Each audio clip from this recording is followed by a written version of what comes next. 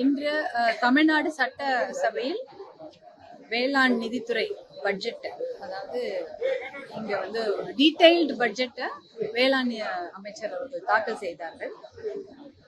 இது வேளாண் பட்ஜெட் அப்படின்னா வெறும் பயிர், நெல், கரும்பு, அந்த மரங்கள், அந்த பயிர், தோட்டப்பயிர் இல்ல விளைப்பயிர், அதை மட்டும் இல்ல, பால் வளம், அதுக்கப்புறம் மீன் வளம், அதுக்கப்புறம் கூட்டுறவு, அப்புறம் வந்து இந்த மாதிரி பருத்தி, பட்டுத்துறை, இது மாதிரி 22 துறைகளுக்கான பட்ஜெட் தான் இன்னைக்கு தாக்கல் செய்யப்பட்டது. வெறும் அக்ரிகல்ச்சர் பட்ஜெட் மட்டும் இல்ல, 22 கோஆபரேட்டிவ் பற்றியோ, மீன்வளம், கால்நடைத்துறை, இப்படி எல்லா துறைகளுக்கான பட்ஜெட் தான் இன்னைக்கு தாக்கல் செய்யப்பட்டது. அதனால இது ஒரு டீடைல்டு பட்ஜெட்டா தாக்கல் செய்தாங்க. முதற்கண் வந்து இயற்கை விஞ்ஞானி நம்மாழ்வார் அவர்களுடைய பெயரில் பட்டய படிப்புக்கான ஒரு பல்கலைக்கழகம் ஆரம்பிக்கப்படும்னு சொல்லியிருந்தாங்க. அதுக்கு வாழ்த்துக்களை தெரிவிச்சுக்கிறோம். அவர் பெயரிலே இயற்கை விஞ்ஞானி நம்மாழ்வார் அவர்கள் பெயர்ல விருது வழங்கப்படும் என்று அறிவித்திருக்கிறார்கள். அதே போல அஞ்சலையம்மாள் அவர்கள் பெயரிலும் விருது வழங்கப்படும் அறிவிச்சிருக்கிறாங்க. அதுக்கு மனமார்ந்த வாழ்த்துக்களை தெரிவித்துக் கொள்கிறோம். ஒரு துறைக்கும் தனித்தனியா நிறைய கழகங்கள் இருக்கிறது. இப்போ சிறுதானிய கழகம், குறுதானிய கழகம், கரும்பு, பனை, நெல், வாழைன்னு தனித்தனியா ஒன்னொன்னுக்கும் டீட்டெயில் பட்ஜெட் கொடுத்தாங்க.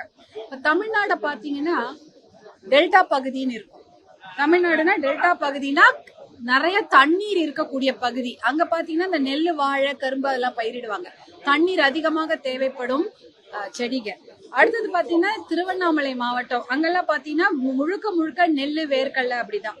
அதே போல இந்த பன்ருட்டி, கடலூர் பகுதியெல்லாம் பாத்தீங்கன்னா முந்திரி, பலா, அந்த மாதிரி மரங்கள் இருக்கும். ஆனா பாத்தீங்கன்னா கிருஷ்ணகிரி, சேலம் போன்ற இடங்கள்லாம் பாத்தீங்கன்னா தோட்ட பயிர்கள், பணப்பயிர்கள், மா, அதுக்கப்புறம் வந்து காய்கறிகள், மலர்கள், இப்படி ஒரு விதமான பயிர்கள். ஆனா தர்மபுரின்னு பார்த்து தண்ணியே இல்லாத மாவட்டங்கள், மழையும் கிடையாது, பெரிய தண்ணீர் ஏரிகளோ இல்லைன்னா நீர்நிலைகளோ இல்லாத மாவட்டங்கள் வந்து சிறுதானியம், குறுதானியங்கள் தான். இப்படி தனித்தனியா தான் தமிழ்நாட்டுக்கு நிறைய விஷயங்கள் தேவைப்படுது. அதனால உங்களுக்கு ஒன்னொன்னுக்கும் நம்ம தனித்தனியா அதுக்கு வேற வேற விதமா தான் நம்ம போட முடியும். ஆனா ஒட்டுமொத்தமான எல்லாவற்றுக்கும் முக்கியமான விஷயம் தண்ணீர். நீங்க இவ்வளவு பெரிய பட்ஜெட்டை டீடைலா போட்டிருக்கீங்க, ஆனா தண்ணீருக்கான முக்கியத்துவத்தை கொடுக்கவே இல்லை. நீர்ப்பாசன திட்டங்களுக்கு முக்கியத்துவம் கொடுக்கப்பட்டிருக்கணும். அது நேற்றைய பட்ஜெட்லயே நாங்க எதிர்பார்த்தோம். பாத்தீங்கன்னா ஒரு சில குண்டாரி இணைப்பு திட்டம் போன்ற திட்டங்கள் தான் கொடுத்திருக்கிறாங்க, டிபிஆர் தான் வாங்கியிருக்காங்க. நீர் பாசனத்துக்கு முக்கியத்துவம் கொடுக்காமல் ஒரு வேளாண் பட்ஜெட் வந்து வருவதுன்றது ரொம்ப கஷ்டம். நீர்ப்பாசனத்துக்கு முக்கியத்துவம் கொடுத்து இந்த மானியங்களோ இந்த மாதிரி பல்கலைக்கழகங்கள் நிறைய விஷயங்களை நீங்க அறிவித்திருக்கிறீர்கள். ஆனா நீர்ப்பாசன திட்டங்களுக்கு முக்கியத்துவம் கொடுத்தாதான் விவசாயம் செழிக்கும். அதனால நீர்ப்பாசன திட்டங்களுக்கு முக்கியத்துவம் கொடுக்கக்கூடிய எந்த அறிவிப்பும் இதுல வரல. அதே போல எங்களுடைய விவசாயிகள், தமிழ்நாட்டு விவசாயிகளுடைய முக்கிய கோரிக்கை, தமிழ்நாட்டு மக்களுடைய முக்கிய கோரிக்கை, சட்டமன்றத்துல அத்தனை பேரும் நாங்க முக்கிய கோரிக்கையாக நாங்க வைத்தது என்னவென்றால் விவசாயிகளுடைய கூட்டுறவு கடன்களை முழுமையாக தள்ளுபடி செய்ய வேண்டும் என்பதுதான். அந்த கோரிக்கை நிறைவேற்றப்படவில்லை. கூட்டுறவு கடன்கள் முழுமையாக தள்ளுபடி செய்யப்படவில்லை. அதற்கு ஒரு 14,000 கோடி ரூபாய் ஆகியிருக்கும். ஆனால் இதுல என்ன ஒரு விஷயம்னா, இன்னொன்னு வந்து மின்சாரம், இலவச மின்சாரத்தை பற்றிய மிகப்பெரிய அறிவிப்புகள் வரவில்லை. கிட்டத்தட்ட 2 லட்சம் பேர் இலவச மின்சாரத்துக்காக பதிவு பண்ணியிருக்கிறாங்க. தட்கல் முறையில ஒரு 50,000 மேல பதிவு பண்ணியிருக்காங்க. அவர்களுக்கு இலவச மின்சாரம் வழங்கப்படுமா அப்படின்ற அறிவிப்பு வரல. ஏற்கனவே இருக்கிற இலவச மின்சாரம் அவங்களுக்கு எல்லாம் வழங்கப்படும்ன்றாங்க. ஆனா இதுக்காக பதிவு பண்ண விவசாயிகளுக்கு இலவச மின்சாரம் வழங்கப்படுவதை பற்றிய அறிவிப்புகள் புதுசாக இல்லை. அதே சமயம் நெல், அதாவது ஒரு குவிண்டாலுக்கு அது 5,000 ரூபாய் கொடுக்க வேண்டும் என்று பாட்டாளி மக்கள் கட்சியுடைய ஒரு கோரிக்கை. அதுதான் நாங்க வந்து எலெக்ஷன் மேனிஃபெஸ்டோலையும் கொடுத்திருந்தோம். அதே போல ஆளுங்கட்சி அவர்களுடைய எலெக்ஷன் மேனிஃபெஸ்டோலையும் 3,500 ரூபாய் கொடுக்கப்படும்னு நெல்லுக்கு சொல்லியிருந்தாங்க. ஆனா அதை பற்றி அறிவிப்பு இதுல வரல. அதாவது ஒரு கொள்முதல் விலையை வந்து அரசாங்கம் தான் நிர்ணயிக்க முடியும். அந்த அரசாங்கம் கொள்முதல் விலைய பழைய அளவுக்கு தான் இருக்கு, 2,350, 2,500 ரூபாய் தான். ஆனா 3,500 ரூபாயாக உயர்த்தப்பட வேண்டும் என்ற தேர்தல் வாக்குறுதி வந்து இதுல நிறைவேற்றப்படவில்லை. அதே போல கரும்பு வந்து 5000 ரூபாய் ஒரு டன்னுக்கு கொடுக்க வேண்டும் என்பது பாட்டாளி மக்கள் கட்சியினுடைய ஒரு கோரிக்கை. இப்ப தமிழக வெற்றி கழகமும் கரும்பு ஒரு டன்னுக்கு 4500 ரூபாய் கொடுக்கப்படும் என்று அறிவித்திருந்தார்கள். அதை பற்றிய ஒரு அறிவிப்பும் இதுல வரல. அதாவது கொள்முதல் விலை கரும்புக்கும் நெல்லுக்கும் உயர்த்தப்படும் என்ற அறிவிப்பு இதுல வரல. அது ஒரு மிகப்பெரிய ஏமாற்றம் தான். அதே போல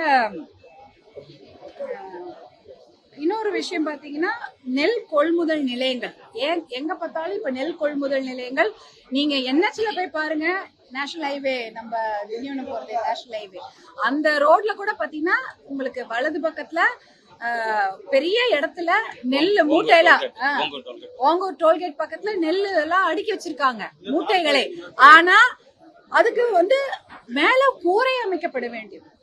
நீங்க நெல் கொள்முதல் நிலையங்கள்ல முக்கியமான ஒரு விஷயம், மேல மேற்கூரை அமைத்தால்தான் இந்த நெல் மூட்டைகளை நீங்கள் சேமித்து வைத்து நீங்க அதுக்கப்புறம் பப்ளிக் டிஸ்ட்ரிபியூஷன் அனுப்புவீங்க. ஆனா தார்பாய் கொடுக்கறதா சொல்லியிருக்காங்க. அதுல என்னென்ன அது ஒரு அந்த திட்டம் எந்த அளவுக்கு பயனளிக்கும் என்று நம்ம இனிமேல் தான் பார்க்கணும். ஆனா நெல் கொள்முதல் நிலையங்களுக்கு முதலில் கூரை அமைத்திருக்க வேண்டும். அப்படி அமைத்தால்தான் அங்க கொண்டு விவசாயிகள் கொடுக்கப்படும் நெல்லை பாதுகாக்க முடியும். அந்த மாதிரி அறிவிப்பும் அங்க வரவில்லை. இதெல்லாம் ஒரு ஒரு விஷயமா நாங்க பாக்குறோம். அதே சமயம் பாத்தீங்கன்னா, நம்மளுடைய நேற்றைய பட்ஜெட் 5 லட்சம் கோடி கிட்ட அறிவித்திருக்கிறார்கள். அதுல 70,000 கோடி வட்டிக்கு மட்டுமே போகிறது. மூலதன செலவு ஒரு 55,000 கோடி அவ்வளவுதான் போகுது. இன்னைக்கு 5 லட்சம் கோடி பட்ஜெட்ல விவசாய பட்ஜெட்னு பாத்தீங்கன்னா அது 14,000 கோடி. 5 லட்சம் கோடியில விவசாய பட்ஜெட் வெறும் 14,000 கோடி. இந்த அனைத்து துறைகள் 22 துறைகளையும் சேர்த்து, மீன்வளம், பால்வளம், பருத்தி, அப்புறம் கால்நடை துறை, இப்படி அனைத்து துறைகளும் சேர்த்து 22 துறைகளும் சேர்த்து 58,000 கோடி தான் பட்ஜெட். அதாவது இதுதான் தமிழ்நாட்டுக்கு முக்கியமான பட்ஜெட், தேவையான பட்ஜெட். இதுல வெறும் 58,000 கோடி தான் பட்ஜெட்டுடைய மொத்த கூட்டு, அதாவது ஒரு அளவு. அதுலயும் வேளாண் துறைக்கு 14,000 கோடி தான். அப்ப 5 லட்சம் கோடியில நீங்க கடன் செலவெல்லாம் போக கிட்டத்தட்ட 4 லட்சம் கோடியாவது இருக்குது. இல்ல 4 லட்சம் கோடிக்கு குறைவாக இருக்குதா, இல்ல 25%நாலும் 1 லட்சம் கோடி ரூபாய்க்கு நீங்க வேளாண் துறை பட்ஜெட்லயோ இந்த மற்ற துறைகளை சார்ந்த அத்தனை பட்ஜெட்டை போட்டுக்கணும். ஆனா அதற்கு அதுல பாதி தான் போட்டிருக்காங்க. 25% கூட இல்ல, ஒரு 12-13% தான் பட்ஜெட்ல விவசாயத்திற்கும் மற்றபடி இந்த கிராமத்துல இருக்கக்கூடிய மீன் வளமா இருக்கட்டும், கால்நடையா இருக்கட்டும், பால் வளமா இருக்கட்டும், பருத்தி, பட்டு போன்ற எத்தனையோ துறைகள் இருக்கு. இதற்கெல்லாம் கொடுக்கக்கூடிய முக்கியத்துவம் 12% தான். அப்படின்றதுதான் கொஞ்சம் மனசுக்கு வேதனையான விஷயமாக இருக்கிறது. முக்கியமாக விவசாயத்திற்கு மிகப்பெரிய அளவுக்கு பட்ஜெட்டில் நிதி ஒதுக்கி இருக்க வேண்டும். அதை ஒதுக்கப்படவில்லை. நீர்ப்பாசன திட்டங்களுக்கு முக்கியத்துவம் தரவில்லை. இதெல்லாம் கொஞ்சம் வேதனைக்குரிய விஷயம். இதனால விவசாயிகளுக்கு மானியங்கள்லாம் அறிவித்திருக்கிறாங்க, நிறைய விஷயங்கள்லாம் அறிவித்திருக்கிறார்கள். இதையெல்லாம் எப்படி கொண்டு போவாங்க அப்படின்னு பார்த்தா, தண்ணி இல்லாம இந்த விஷயத்தெல்லாம் செயல்படுத்த முடியுமா என்பது மிகப்பெரிய கேள்வி. நன்றி.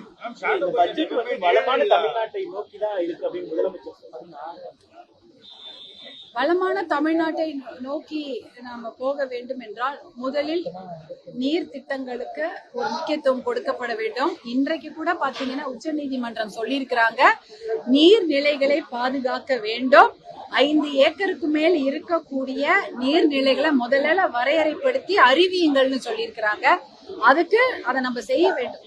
அந்த நீர்நிலைகளை பாதுகாத்தாலே போதும், நம்ம விவசாயத்துக்கு ஒரு முக்கியத்துவம் கொடுத்த மாதிரி இருக்கும். அதனால நீர்நிலைகளை பாதுகாக்கக்கூடிய முயற்சியில முதல்ல நாம ஈடுபடணும்.